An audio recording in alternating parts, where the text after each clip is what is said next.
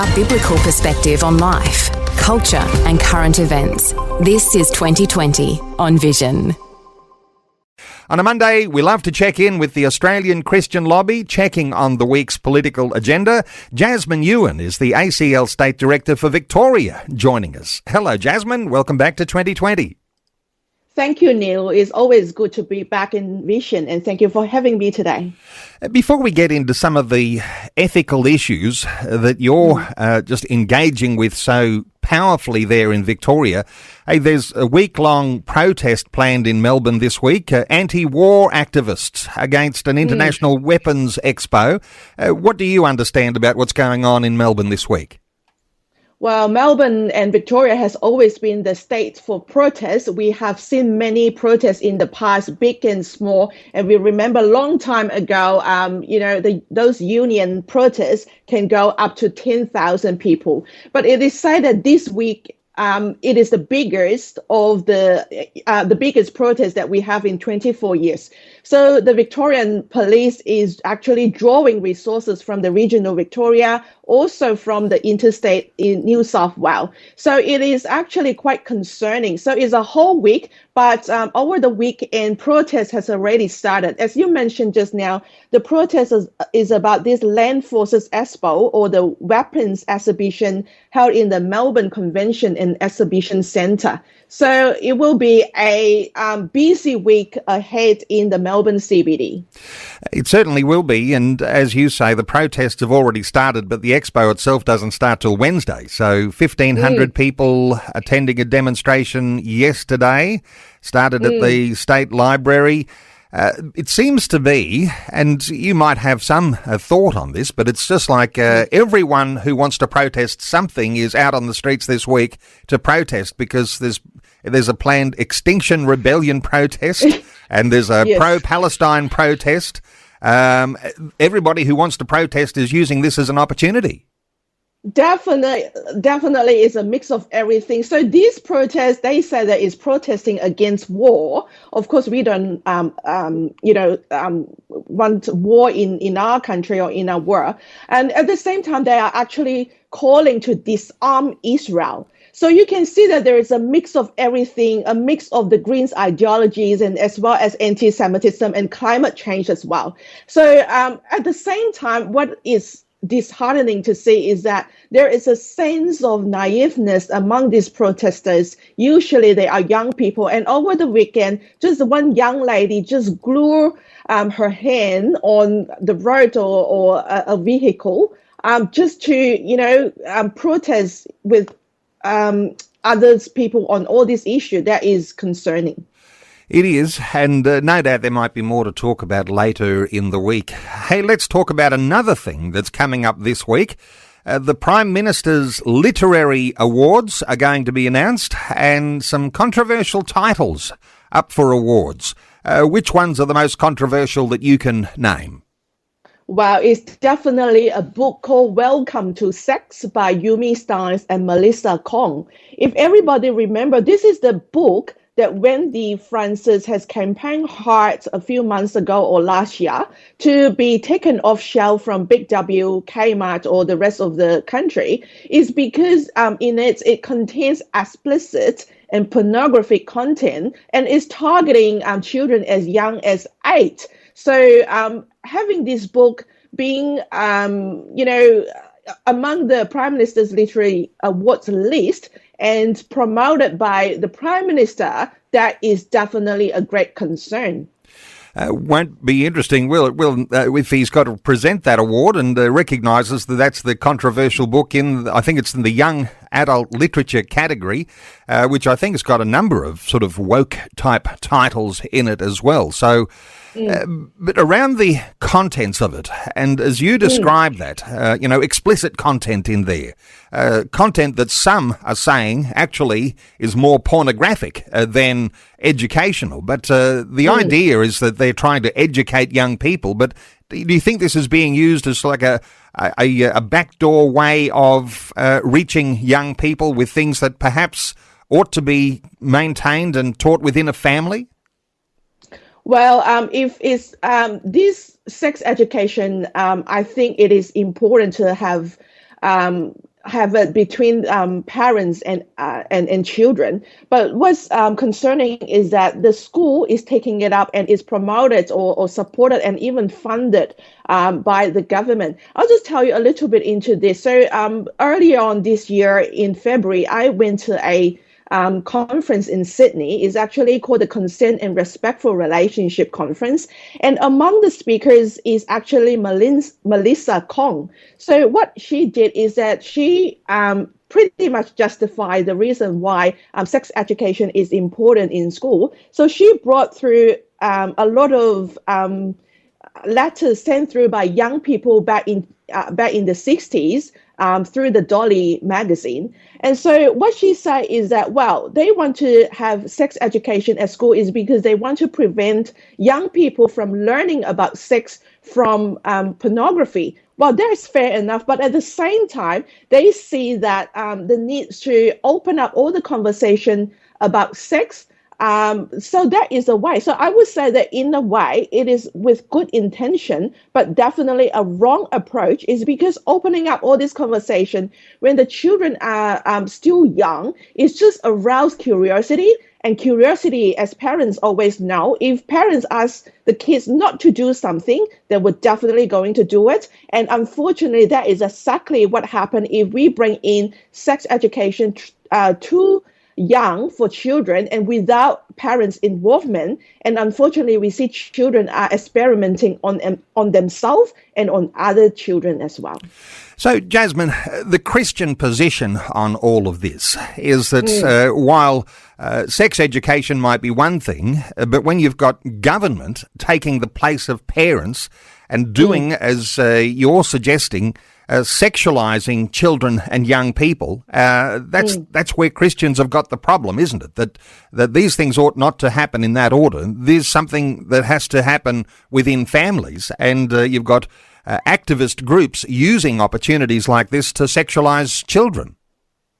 Yes, it is. So the Christian approach will be very different because we teach them about biblical sexual ethics, which is important.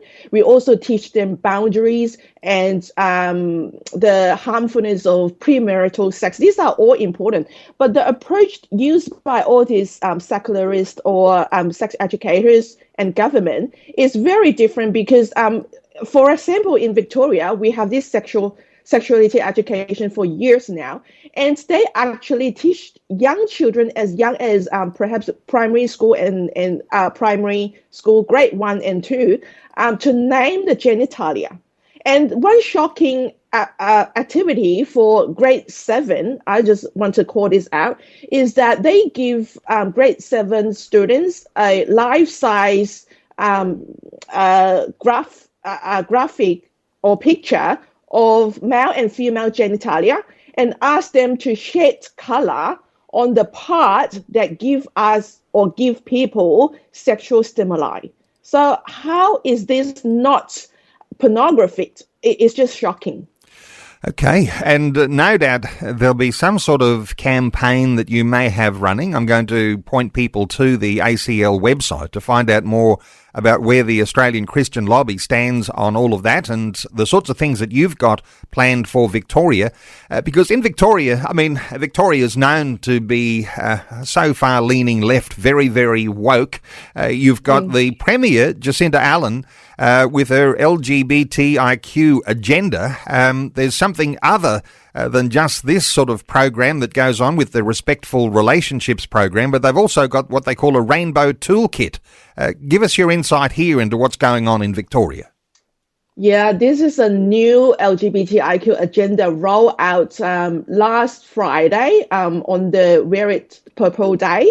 So Jacinta Allen has rolled out this rainbow toolkit for library. The guideline is to ask the librarians when the kids as young as 5 years old, when they visit the library, ask them about their preferred pronouns. And then based on that, the kids will be given pins or lanyards or badge that identify themselves. And the guidelines also say that, when the kids are in the library, and even though they say that this is their preferred pronoun, but let them experiments or freely express whoever they are, and which means they are expecting there will be a change in preferred pronouns. So every time the kids come, the same kids, they could be asked again and again until they are confused. And I would say this is definitely a gender ideological indoctrination on steroids. And while we're talking about Jacinda Allen and her government, some listeners might be thinking, what about the opposition in Victoria? Would they hold to the same sort of ideological types of policies around these things? Are you aware of where the opposition stands on these things? Some might be thinking the opposition is likely to be just as bad as the current government. This is a very good question. So at the moment until now, since that Rainbow Toolkit has been announced, the opposition is quiet at the moment, but I have some staffer from all these MPs sending me some more the Premier's others LGBTIQ events. So there is a good thing. But at the same time, just over the weekend, because we have just rolled out a email campaign, I have written to a few of them, including the opposition leader, John Pizzuto. So pray for them, and I would be really much hope that they will speak out, just like what they did during the Lord's Prayer debate. So I hope that something will come out from them. So pray for them. Well, it's a while away until a Victorian state election, but there's some local council elections that are coming up in Victoria. And, while we talk about federal governments and state governments and now local governments, lots of local governments right around Australia are going very woke. What about the situation in Victoria? What are your concerns about governments and about listeners who are listening to our conversation now and how they might vote in the Victorian local government elections?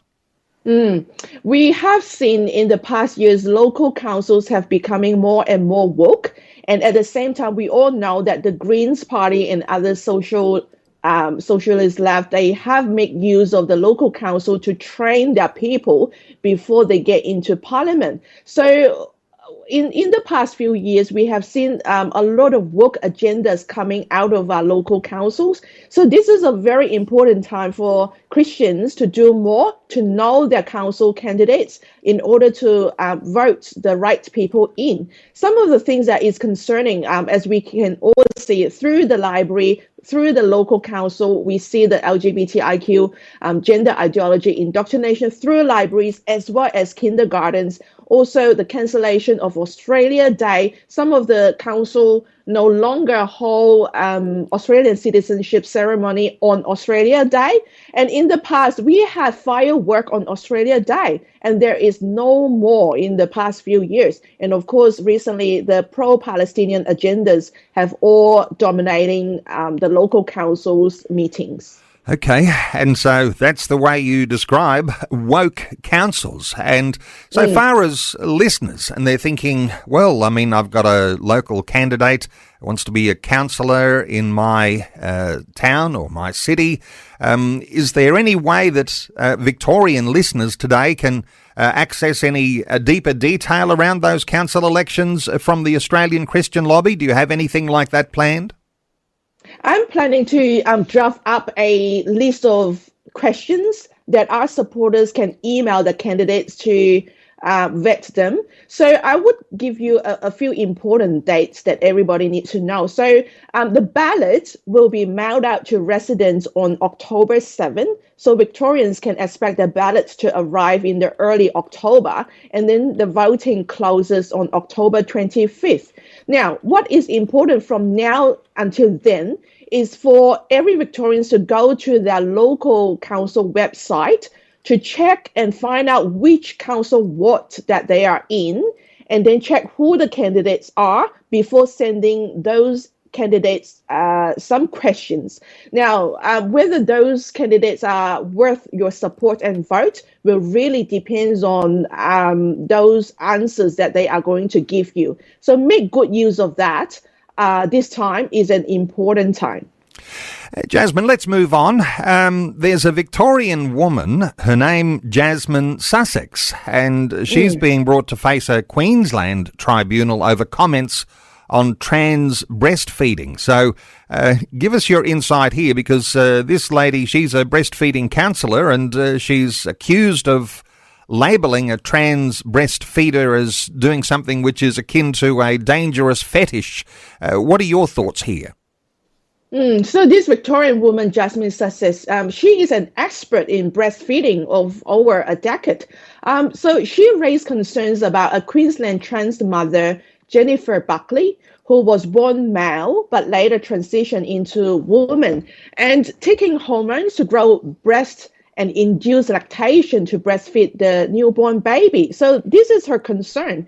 And so she put all this on social media, and her social media posts denying that transgender women can breastfeed were picked up by this trans mother and being referred to the Queensland Civil and Administrative Tribunal, QCAT. So, and that is how she got into trouble. So the concerning development is that on free speech, you just, think Jasmine Sussex was just posting something factual and scientific and based on her decade-long expertise on breastfeeding, and yet she has been taken into tribunal in another state. And, this would make many people wondering how safe it is now to speak truth in the public. And I would say more and more people, especially Christian, would be self-censored in their workplace, social media, and even schools and churches, and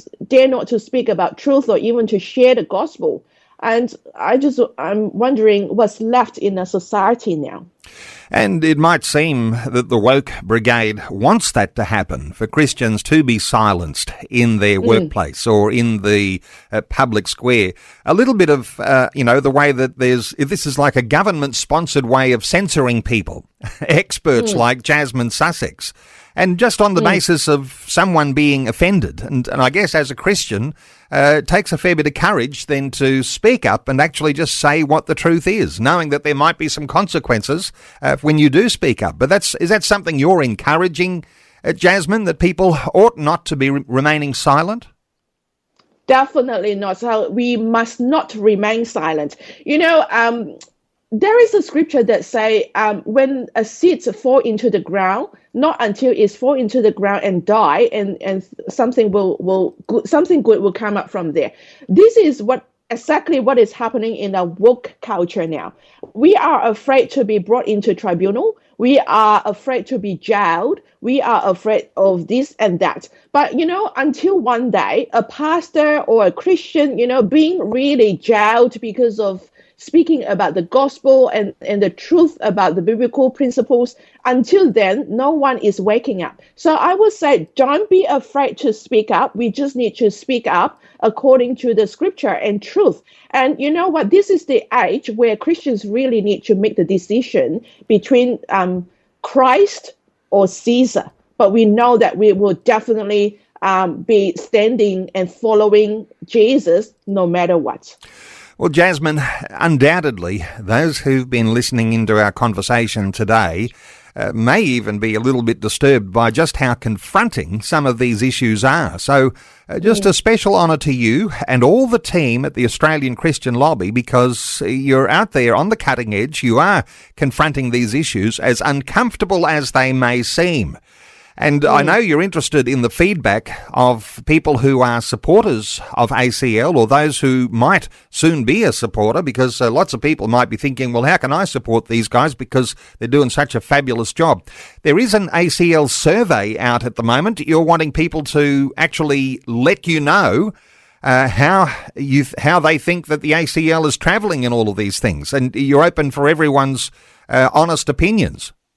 Yes, definitely. So that survey, you can find it on our ACL social media like Facebook. So it's very important. It's not only see how we travel, but also what people think about important issues for them, and also how they have voted in the past. This will help us to map out a campaign ahead, as well as a lobbying and advocacy work. So that is very important. And can I also mention one thing? There is a email campaign that we have just rolled out over the weekend. That is to overturn the Rainbow Toolkit. So if you can also go to our social media, you will see the email campaign there, and it will be important for Victorians to email Jacinta Ardern as well as their local MPs.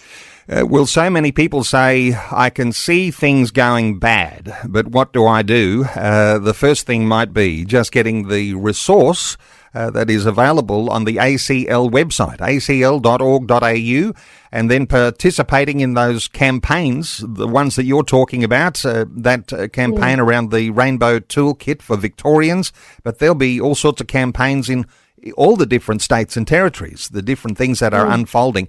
acl.org.au is the website for the Australian Christian Lobby. Jasmine Yuen is the ACL State Director for Victoria. Jasmine, thanks so much for sharing your insights with us today on 2020. Thank you, Neil. Thanks for taking time to listen to this audio on demand from Vision Christian Media.